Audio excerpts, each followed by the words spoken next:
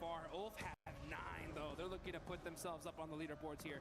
But hey, E-Arena's going to have something to say about that. They're going to go ahead and start throwing some util onto the side of Ulf. Ulf are going to have to decide what is the biggest threat here, and it's got to be E-Arena. Scarface, thinking about trying to pick up his teammate, but E-Arena's right there. Oh man, this position is really annoying for Ulf. If they could have gotten rid of PMWC, it would be so much more free and easy for them. They could take control of that whole June all the way out to their west side, but with Coops and Ralph still in action, they are penned in here. Solar's bleeding out, and E-Arena can start to establish that chokehold on them. Oh, vehicle coming on up. Here come the mollies too. Aaron's on fire. Not able to make it happen here. Scarface on the other side is getting peppered as well. He's going to throw some util, but Ulf just getting picked apart. E-Arena. Big. Oh, those nades huge. That's going to pepper up Mormon real good. And it opens up the door for PMWC as well. They're moving across the open ground, and they do fall. Ulf cannot weather the storm again. It's that position from PMWC, the prevention of them sweeping out to the west that really came back to bite them here. Tourniquet layering down some more smoke cover now, and PMWC with a 2 versus 4. Well, Coops can do it on his own, right? So what's Ralph even doing here? He's not needed. Yeah, he's just there for moral support at this point, right? Let's see what he can do. But hey, you know what? You could never count out the IGL. That is Rove. He's already still got that anger built inside him, that fire, all the way from Aaron Gale Pachinki. Looking to apply it here. Ooh. Coops with the headshots. Gets peppered up a little bit, though, in the process. The thing is that these guys are out of position big time. It's going to take a miracle. We could see it here again for the 3rd time in this game. That would be pretty insane. That would probably be the most 1v4s we've ever seen in a single match of competitive PUBG Mobile at this level. They've got about a minute before the zone closes fully on that stage 9 zone. And they just have a sliver of it on the edge of that open concrete slab. They are just in, but that's not going to be comfortable. Oh, look at this flyby right here. I mean, E-Arena doing a 2-2 split. There's no, okay, yeah, Schweppes is going to move on over, play that mid-range. I like that. You know, just better safe than sorry. Use your numbers advantage, use the blue zone, and E-Arena should have this locked down. Yeah, they're playing this very, very safe. E-Arena looking to try and convert from the top of the tables to a chicken dinner at the start of today. It would be so incredible for them to open that kind of a lead. And again, we've talked about it before, Schweppes, the only player here with a chance to get the 3rd title of PMWC champion. The only player in the world with that opportunity. Oh, here come E-Arena. They're going to go on the push, where they're going to get aggressive. They take down Coops. It's just Raouf, and that is it. E-Arena get the first chicken dinner here today. They're hyped up. They're excited. And they were on top of the leaderboards here, so that's going to push them even further beyond. And they played that north side well. They rotated through. They weren't over-aggressive. I liked that regroup off the 2-2 because, as you said, if you get one of those miracle picks, all of a sudden, one of those angles is basically gone because you have to stick that res. You have to try and keep your numbers advantage. Then there's some negotiation that can happen. Regroup is 4. There's nothing that PMWC can do. The flex out, I think, was probably okay, but was pretty bold, and I liked it. I liked it towards the end there. For E-Arena, they should be happy to kick things off today with a chicken dinner, but we've seen them do that before. We've seen them do that before in record-breaking fashion. I do not want a repeat of what happened for the rest of that day. They did not keep that pace, and it is, again, that marathon today. So for E-Arena, a brilliant start to push them even further at the top of the tables, and free and clear of a lot of players keeping up to them right now. For the time being, of course, with a lot more matches to play, there's still the capacity to close that gap, but yeah, very, very happy with that opener. It felt controlled as well, in a way that I think that the big rondo that they had didn't quite feel like it was as much their agency, even though they were proactive and they were doing things. This felt like it was much more E-Arena's victory. Yeah, I mean, the Thai squad coming in so hot here off the rip. They're looking strong, and let's see if they can continue that dominance here in a bit.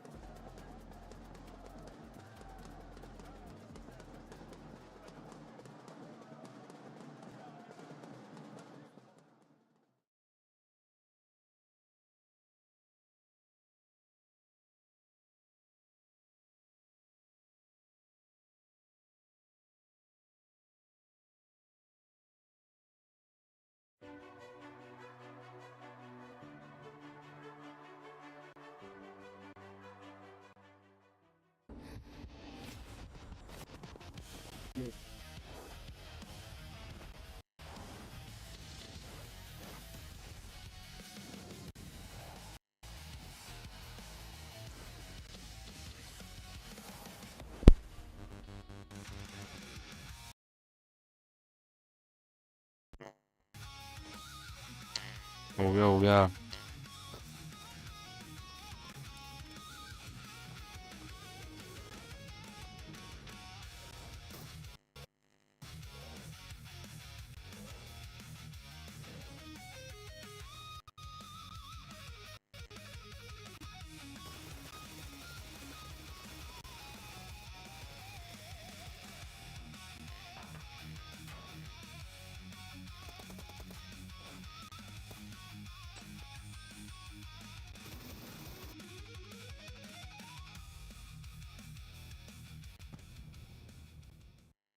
What's up, guys? It's Barney Banks here. I'm backstage with Njang Smith. He is one of our co-streamers here at PMWC. We're going to have a very quick chat ahead of day 2 of the PMWC.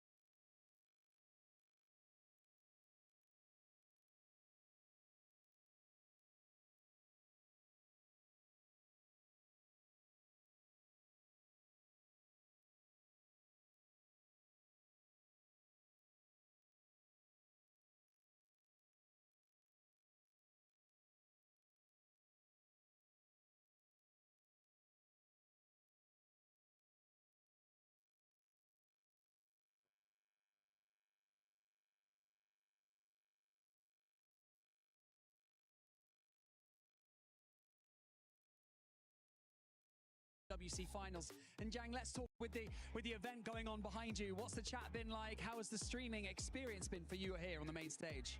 Jadi gimana pengalaman kamu tentang live streaming di Paris di EWC ini? Begitu pula juga dengan ya, apa sih vibes chatnya dari selama ini yang bertanding di, dan juga pengalaman kamu juga live stream di sini?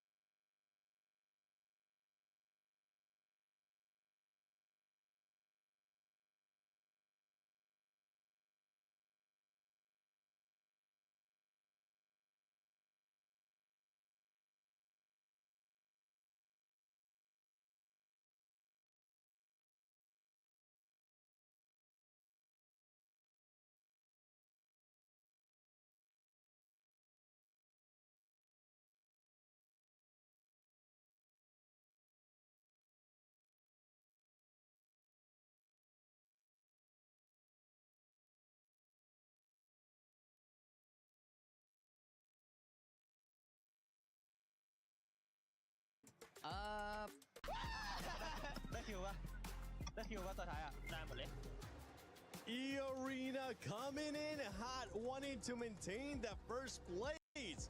And boy, what a start for this team here in day 2, even though we're going to be playing some matches from day 1. Still, E-Arena, this is what we've been wanting to see, especially when you teased us with the 29 eliminations. Yeah, I was like, we cannot afford to see a flash in the pan kind of performance from E-Arena, but man, they delivered. I will say the reason why they won is some teams doing some mistakes, right? We'll dive into it a little bit deeper here with Natura, but man, E-Arena putting up the 10 placement points from that chicken dinner, 10 eliminations on top of that. They were already number 1. Yeah. And now they're creating a gap. Yes. Hey, it seems like this tournament might be the chase after the White Rabbits. Absolutely. Like, you've got Enigma Galaxy coming in here. They were in 3rd place coming into the first game here, so they've done a bit to extend that gap a little bit more. But you've got Ulf, you've got 4 Thrives. Those kinds of teams, they're also bringing some heat to the game here, Lace. Yeah, I don't know what you guys are going on about still this first 29 match. Did you guys have eyes yesterday? E-Arena, have been performing the entire time. This ain't even their first chicken dinner. They have actually had so much progression through every single match. It's been amazing to watch. Yeah, we're going to revert back to that, that huge statement they made in the group stages, but their consistency has been king. Yeah, and for Enigma Galaxy, it's all about that because this man has been performing. He actually baited Furia into rushing him after they were able to eliminate Lord, and Coops was able to handle them all by himself. He got the revenge he was looking for. I mean, Coops, you know that we were missing him during PMWC Season 1, and he's been putting up the numbers. But look at this. Let's quickly go through that 1v4 scenario. During this entire fight, Coops is on the mountain, uncontested, and this is not a position you should be willing to push. I feel like this is a big fumble from Furia. This is not a fight you should be even willing or even thinking about taking.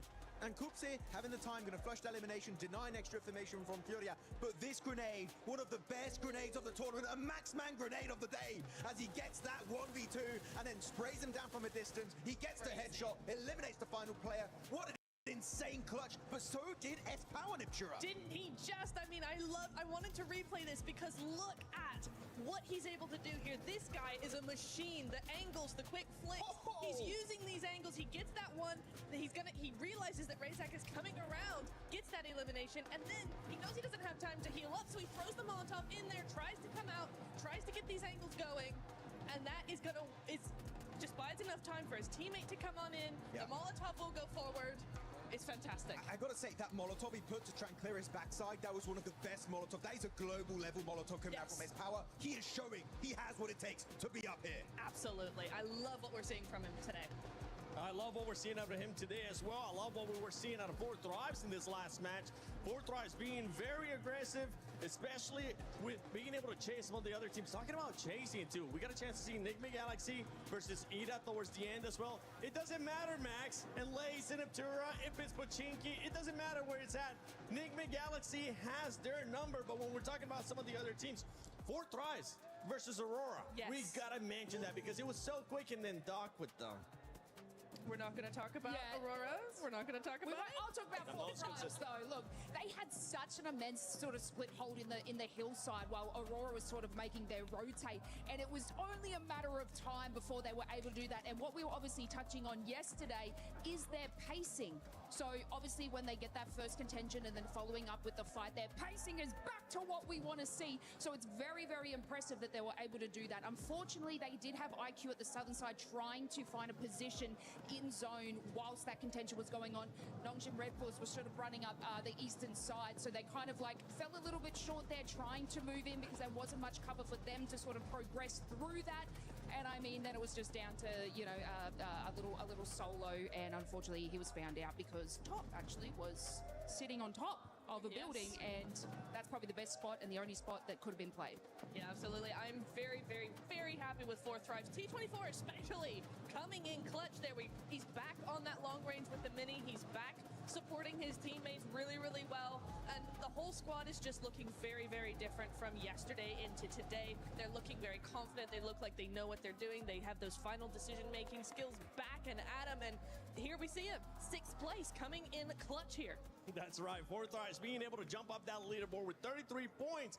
But E-Arena with the win starting to create that gap, Max. And this is something that we're going to have to keep a close eye on what kind of gap we're going to be seeing from first place to second place and the rest of the teams. Not really happy with the Arena, right? Of course, you're looking at the consistency. You remove their chicken dinners, their non-games. Like, they're sure they're a little bit low on the placement point side of things, but you know what? You can still get 2 chicken dinners over the course of what is that 5 games. That's an insane win ratio. So it kind of takes out of the equation the consistency when you get these big wins. But though, going on to the second page, one team I really want to highlight here, Nick, is Hora. I feel like this should have been at least bare minimum a podium finish. Yes. But the moment E-Arena just slightly started pushing up on the mountain, they crumble and they give the high ground position for free. I think Hora really threw that game. They're not the only ones. Ulf did the exact same thing. They did the exact same thing here. And hopefully they don't do it again. Hora threw that game, but I did. अच्छे note पर and करने के लिए and Godlike के लिए जब जैसे एडमिनो take down हुए थे वो प्लेयर बैकअप नहीं आ पा रहा था। जब सबसे पहले 100 में टेक डाउन हुए थे प्लेयर बैकअप नहीं आ पा रहा था। बट तब भी इंडिविजुअल फ्रैगिंग पावर है ये हमें पता है क्योंकि हमने इस पावर को बहुत बेहतरीन काम करते हुए देख। सीजन मेकिंग को थोड़ा जल्दी कीजिए। अगर आपको रीग्रुप होना है तो जल्दी होइए। इतना टाइम नहीं लगा सकते। आपने एक प्लेयर वहां पर स्प्लिट में गवा दिया। देन आफ्टर जैसा कि एडमिनो को लेकर बात हुई कि एडमिनो को कवर देने के लिए कोई नहीं था, तो इन सारी चीजों पे काम करने की आवश्यकता है। बाकी गन पावर ठीक है, उससे रिलेटेड उतना कोई इशू है। 1v4 कर दिया, गन पावर तो बहुत ही बढ़िया चल रही है। बट क्विक प्रेडिक्शंस इंजीनियर वाइटी आपसे और फिर मिस्टर शर्मा आपसे। फ्यूरिया Mr. Sharma? Well, the caster in me would say, चलो Nongshim red force, but the ocean Sharma in me would say, भाई अब टाइम है भाई, अब मतलब क्या ठीक है, समझ गए हम आपकी बात है। Thank you so much for joining us. आप लोग फिर से एक बार प्लेन को अपने रिफ्यूल कीजिए, अगले मैप के ऊपर भी टेक ऑफ करना है। आपकी क्या क्विक प्रेडिक्शंस रहेंगी? मैं भी नॉन्गशिम रेड फोर्स के साथ जाना चाहूँगा। जी बिल्कुल, आई फील लाइक कि आप उनके पास एक अच्छा मौका है इस मेरामान में कुछ करने के लिए। एंड मैं मिस्टर शर्मा के साथ थोड़ा सा अग्री करूँगा। नेक्रोस चाहता है कि एज अ कीजिए ना, एक वर्ड बता दीजिए। नॉन्गशिम क्विक अरोरा। ऑलराइट, प्रेडिक्शंस आ चुकी हैं। देखते हैं ये मीरामार का जो मैच है कैसा जाएगा। After this 33% of the matches will be done and dusted. तो चलिए मैच की तरफ आगे बढ़ते हैं विद आवर कमेंटेटर्स।